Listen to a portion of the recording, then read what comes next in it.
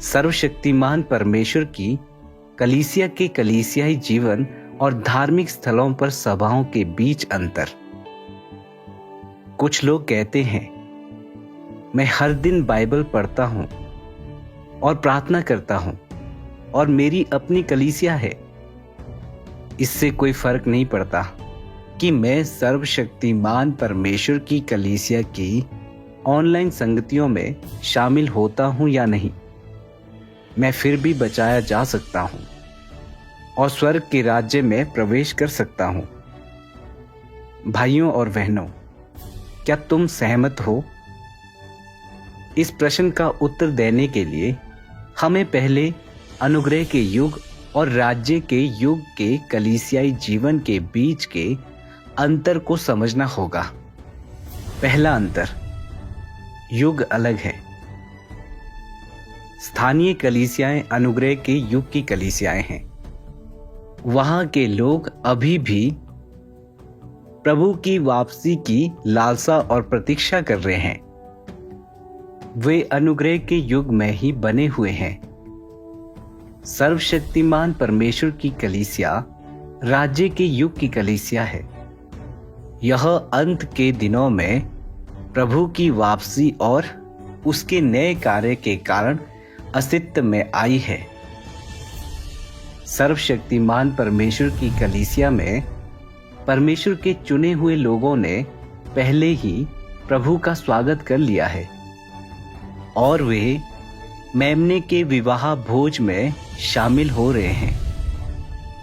उन्हें सर्वशक्तिमान परमेश्वर के नए कार्य द्वारा राज्य के युग में लाया गया है। दूसरा अंतर, जिन वचनों पर हम ध्यान केंद्रित करते हैं वे अलग हैं। अनुग्रह के युग की कलीसियाएं मुख्य रूप से बाइबल पढ़ती हैं, जो अतीत में परमेश्वर द्वारा बोले गए वचन हैं। इसलिए वे केवल व्यवस्था के युग और अनुग्रह के युग में परमेश्वर के कार्य के बारे में जानते हैं। साथ ही कुछ ऐतिहासिक हस्तियों और घटनाओं के बारे में, लेकिन वे उन युगों के दौरान प्रकट की गई परमेश्वर की इच्छा या उसके स्वभाव को नहीं समझते। इसके विपरीत राज्य के युग में सर्वशक्तिमान परमेश्वर की कलीसिया मुख्य रूप से परमेश्वर के वर्तमान वचन पढ़ती है। वचन देह में प्रकट होता है। सर्वशक्तिमान परमेश्वर के वचनों को पढ़कर परमेश्वर के चुने हुए लोग समझ गए हैं परमेश्वर की प्रबंधन योजना के उद्देश्य को, मानवता को बचाने के लिए उसके कार्य के 3 चरणों के महत्व और उद्देश्य को, परमेश्वर के देह धारण के रहस्य को, बाइबल की भीतरी कहानी को और यह कि शैतान मानवता को कैसे भ्रष्ट करता है। उन्होंने यह भी सीखा है कि परमेश्वर मानवता को कैसे बचाता है और वह लोगों को शुद्ध करने और बचाने के लिए अपना न्याय कार्य कैसे करता है। सर्वशक्तिमान परमेश्वर यह भी प्रकट करता है कि वह सभी प्रकार के लोगों के परिणाम और मंजिलें कैसे निर्धारित करता है। उदाहरण के लिए, कौन बचाया जाएगा? किसे एक सुंदर मंजिल मिलेगी? कौन परमेश्वर के राज्य में प्रवेश करेगा? किसे दंडित किया जाएगा? परमेश्वर युग का अंत कैसे करता है और मसीह का राज्य पृथ्वी पर कैसे साकार होगा, और भी बहुत कुछ। ये सभी ऐसे वचन हैं जिन्हें परमेश्वर ने व्यवस्था के युग या अनुग्रह के युग में कभी नहीं बोला।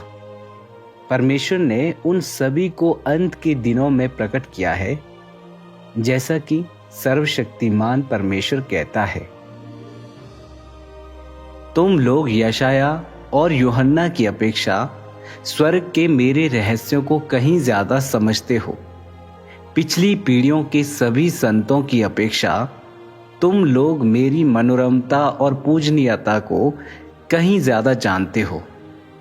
तुम लोगों ने जो प्राप्त किया है वह केवल मेरा सत्य, मेरा मार्ग और मेरा जीवन नहीं है, बल्कि यूहन्ना के दर्शन और प्रकाशन से भी बड़े दर्शन और प्रकाशन को प्राप्त किया है। तुम लोग कई और रहस्य समझते हो और तुमने मेरा सच्चा चेहरा भी देख लिया है।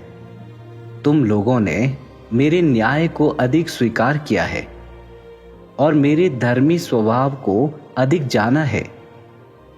और इसलिए यद्यपि तुम लोग इन अंत के दिनों में जन्मे हो, फिर भी तुम लोग पूर्व की और पिछली बातों की भी समझ रखते हो और तुम लोगों ने आज की चीज़ों का भी अनुभव किया है, और यह सब मेरे द्वारा व्यक्तिगत रूप से किया गया था। 3. अनुभवजन्य गवाहियां अलग हैं। अनुग्रह के युग की कलीसियाएं मुख्य रूप से दूसरों को अपने समान प्रेम करने और सहनशीलता और धैर्य का अभ्यास करने पर चर्चा करती थी। यह लोगों को पाप स्वीकार करने और पश्चाताप करने, अच्छा व्यवहार प्राप्त करने की ओर ले जाने के लिए था। ये केवल सबसे बुनियादी आवश्यकताएं थी जो प्रभु यीशु ने अनुग्रह के युग में लोगों के उस समय के आध्यात्मिक कद के आधार पर उनके सामने रखी थी। हालांकि लोगों ने केवल इन स्पष्ट व्यवहारिक पापों को पहचाना। वे अपने भ्रष्ट स्वभावों या अपने पाप के मूल कारण को नहीं समझते थे, जैसे कि लोग झूठ क्यों बोलते हैं या वे दूसरों से नफरत क्यों करते हैं। पाप करने और परमेश्वर का प्रतिरोध करने की समस्या अनसुलझी रही और मानवता का भ्रष्ट सार भी हल नहीं हुआ। इसलिए 2000 वर्षों तक अभ्यास करने के बाद भी कोई भी वास्तव में पाप के बंधन से नहीं बच पाया और शुद्धिकरण प्राप्त नहीं कर सका। अनुग्रह के युग की अधिकांश अनुभवजन्य गवाहियां पापों की क्षमा हो जाने के बाद परमेश्वर के अनुग्रह का आनंद लेने पर केंद्रित होती हैं। उदाहरण के लिए, जब लोग बीमारी या गरीबी जैसी कठिनाइयों का सामना करते हैं, वे परमेश्वर से प्रार्थना करते हैं और वह उनके लिए एक रास्ता खोल देता है। ये परमेश्वर के अनुग्रह का आनंद लेने की गवाहियां हैं। हालांकि जब विपत्ति या दुर्भाग्य आता है तो कुछ लोग अभी भी परमेश्वर के बारे में शिकायत कर सकते हैं, उसका इनकार कर सकते हैं और यहां तक कि किसी भी समय और स्थान पर उसके साथ विश्वासघात कर सकते हैं। राज्य के युग के कलीसियाई जीवन में हर कोई मुख्य रूप से इस बात पर चर्चा करता है कि वे शुद्धिकरण और परिवर्तन प्राप्त करने के लिए अंत के दिनों में परमेश्वर के न्याय के कार्य का अनुभव कैसे करते हैं। अंत के दिनों में परमेश्वर के वचन सीधे मानव जाति की भ्रष्टता का न्याय करते हैं, जिससे लोग अपने भ्रष्ट सार को पहचानने में सक्षम होते हैं। हम अपने पापों के मूल कारण को समझने लगते हैं, परमेश्वर के धार्मिक स्वभाव को देखने लगते हैं, परमेश्वर का भय मानने वाला दिल विकसित करते हैं, सच्चा पश्चाताप प्राप्त करते हैं, बुराई से दूर रहते हैं और अपने जीवन स्वभाव में परिवर्तन प्राप्त करते हैं। परमेश्वर द्वारा बचाए जाने का यही अर्थ है। क्लेशों और शोधन का सामना करते हुए भी ऐसी गवाहियां देने वालों को परमेश्वर से कोई शिकायत नहीं होती और वे परमेश्वर के आयोजन और व्यवस्थाओं का पालन कर सकते हैं। यह अनुग्रह के युग में केवल परमेश्वर के अनुग्रह का आनंद लेने की तुलना में एक उच्चतर और अधिक व्यवहारिक गवाही है। ये ऐसी चीजें हैं जिन्हें केवल बाइबल पढ़ने, उपवास करने या कलीसियाओं में आराधना करने से प्राप्त नहीं किया जा सकता। इसलिए राज्य के युग में सर्वशक्तिमान परमेश्वर की कलीसिया की गवाहियां लोगों के शैतान के प्रभाव से मुक्त होने और अपने स्वभावों को बदलने की गवाहियां हैं। वे परमेश्वर की आज्ञा मानने और परमेश्वर को जानने और उससे प्रेम करने की गवाहियां हैं।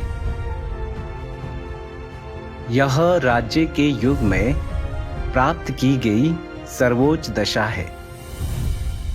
तो धर्म के भीतर परमेश्वर में विश्वास करके लोग उद्धार क्यों नहीं प्राप्त कर सकते?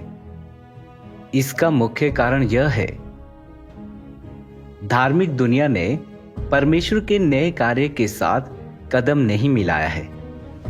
उन सभाओं में लोग जिन बातों पर संगति करते हैं वे बाइबल में परमेश्वर के पिछले कार्य और वचनों के लेखे जोखे हैं। वे परमेश्वर के वर्तमान वचनों का आनंद नहीं ले सकते और अंत के दिनों में उसके कार्य का अनुभव नहीं कर सकते। इसलिए वे स्वाभाविक रूप से अंधकार में पड़ जाते हैं। यह ठीक वैसा ही है जैसा तब हुआ था जब प्रभु यीशु कार्य करने आया था। जो लोग हठपूर्वक मंदिर में पुरानी व्यवस्थाओं और नियमों से चिपके रहे, उन्होंने प्रभु का उद्धार खो दिया। अंत के दिनों में सर्वशक्तिमान परमेश्वर ने परमेश्वर के घर से शुरू होने वाले न्याय का कार्य पहले ही आरंभ कर दिया है।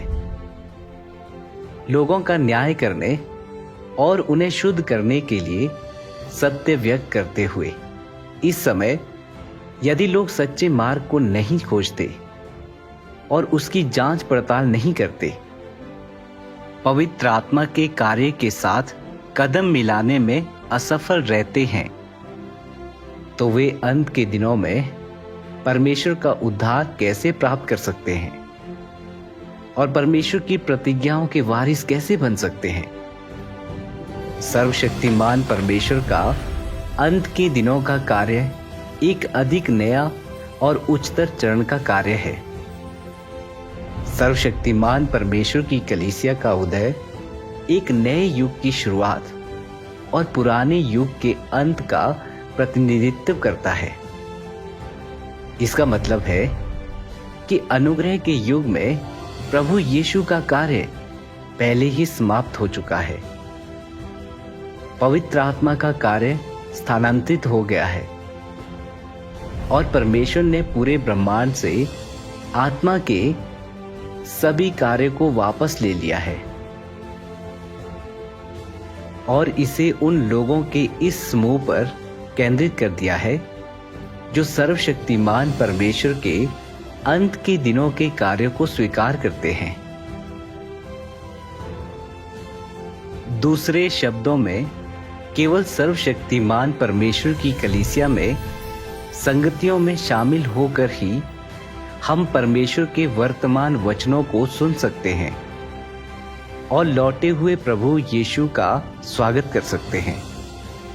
क्योंकि हम परमेश्वर में विश्वास करते हैं, हमें उसके नए कार्य के साथ कदम मिलाकर चलना चाहिए।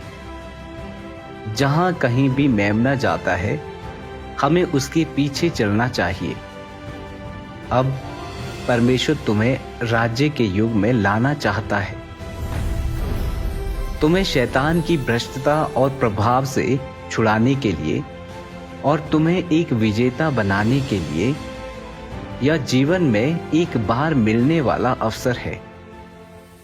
आओ सर्वशक्तिमान परमेश्वर के वचनों का एक अंश पढ़ें। सर्वशक्तिमान परमेश्वर कहता है, अंत के दिनों का मसीह जीवन लाता है और सत्य का स्थायी और शाश्वत मार्ग लाता है।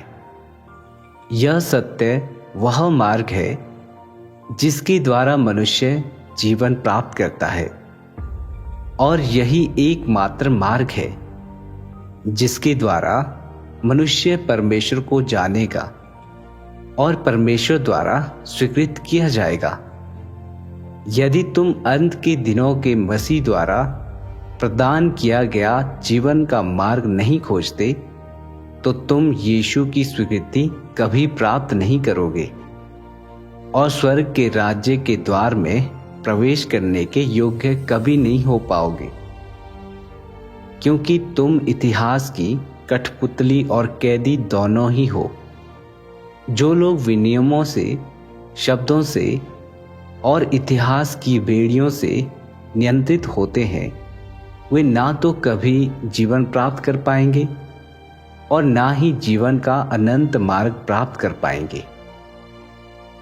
ऐसा इसलिए है क्योंकि उनके पास सिंहासन से प्रवाहित होने वाले जीवन के जल के बजाय बस मैला पानी ही है, जिससे वे हजारों सालों से चिपके हुए हैं, जिन्हें जीवन के जल की आपूर्ति नहीं की जाती। वे हमेशा मुर्दे शैतान के खिलौने और नरक की संतानें बने रहेंगे। फिर वे कैसे परमेश्वर के दर्शन कर सकते हैं? तुम केवल अतीत को पकड़े रखने की कोशिश करते हो, केवल स्थिर खड़े रहने और चीजों को वैसे ही रखने की कोशिश करते हो और यथास्थिति को बदलने और इतिहास को छोड़ने की कोशिश नहीं करते। इसलिए क्या तुम हमेशा परमेश्वर के विरोधी नहीं होगे? परमेश्वर के कार्य के कदम उमड़ती लहरों और घुमड़ते गर्जनों की तरह विशाल और शक्तिशाली हैं। फिर भी तुम निष्क्रियता से बैठकर तबाही का इंतजार करते हो, अपनी मूर्खता से चिपके हो और कुछ नहीं करते। इस तरह तुम्हें मेमने के पदचिन्हों का अनुसरण करने वाला व्यक्ति कैसे माना जा सकता है? तुम जिस परमेश्वर को थामे हो, उसे उस परमेश्वर के रूप में सही कैसे ठहरा सकते हो, जो हमेशा नया है और कभी पुराना नहीं होता, और तुम्हारी पीली पड़ चुकी किताबों के शब्द तुम्हें पार कराकर नए युग में कैसे ले जा सकते हैं? वे परमेश्वर के कार्य के कदमों को ढूंढने में तुम्हारी अगुवाई कैसे कर सकते हैं? और वे तुम्हें ऊपर स्वर्ग में कैसे ले जा सकते हैं, जिन्हें तुम अपने हाथों में थामे हो? वे शब्द हैं जो तुम्हें केवल अस्थायी सांत्वना दे सकते हैं, तुम्हें जीवन देने में सक्षम सत्य नहीं दे सकते। जो शास्त्र तुम पढ़ते हो, वे केवल तुम्हारी जीवा को समृद्ध कर सकते हैं, और वे फलसफे के वे शब्द नहीं हैं जो मानव जीवन को जानने में तुम्हारी मदद कर सकते हो। तुम्हें पूर्णता की ओर ले जाने वाला मार्ग देने की बात तो दूर रही। क्या यह विसंगति तुम्हारे लिए चिंतन का कारण नहीं है? क्या यह तुम्हें इसके भीतर समाहित रहस्यों का बोध नहीं करवाती? क्या तुम अपने बल पर परमेश्वर से मिलने के लिए अपने आप को स्वर्ग भिजवाने में समर्थ हो? परमेश्वर के आए बिना क्या तुम परमेश्वर के साथ पारिवारिक आनंद मनाने के लिए अपने आप को स्वर्ग में ले जा सकते हो? क्या तुम अभी भी स्वप्न देख रहे हो? तो मेरा सुझाव यह है कि तुम स्वप्न देखना बंद कर दो और उसकी ओर देखो जो अभी कार्य कर रहा है। देखो कि अब अंत के दिनों में मनुष्य को बचाने का कार्य कौन कर रहा है।